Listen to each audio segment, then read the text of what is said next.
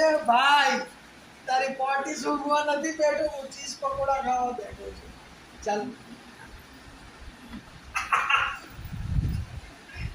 1 2 3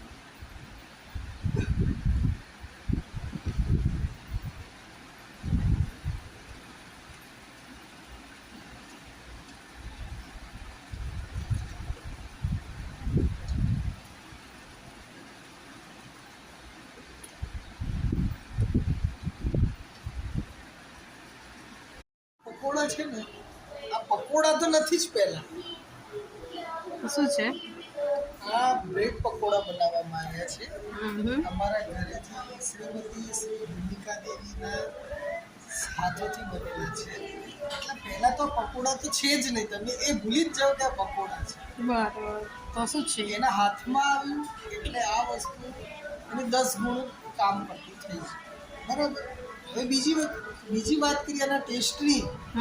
એના ટેસ્ટની તો વાત જ ના થાય, કારણ કે આની અંદર છે ને અમે ચણાનો લોટ, ચીઝ, પનીર એમ કરીને એક આમ વાતાવરણ તમે જોઈ શકો છો કે વાતાવરણ કેવું છે બહાર. એક મિનિટ મને બેને તમે બતાવો.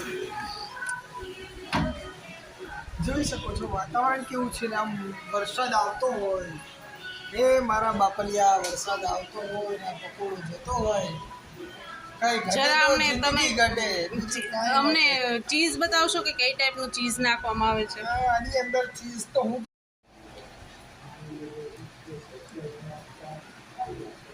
Wow what a surprise. તમે જોઈ શકો છો. 2 કટકા કરો એના. શું વાત છે? આ ચીઝ છે. ચીઝ છે. ઓકે. એની નીચે પનીર છે. વાહ ભાઈ વાહ. એની પાછળ યક્ષુ છે. યક્ષુ પર ચીઝ પકોડું ખાધું. શું કેવું તમારું યક્ષુ ભાઈ? કઈ વાંધો નહીં, હવે અમે મજા લઈએ છીએ.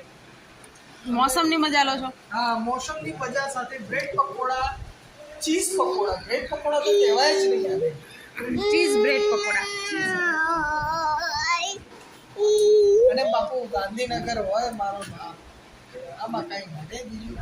એ હરિયાળી કાન સુગડ 38 24 હા, સુગડ 38 24 24 કરી નાખે. બરાબર. જો હું ખાઉં છું, તમે જોજો. જરા અમને દર્શકોને દેખાડશો?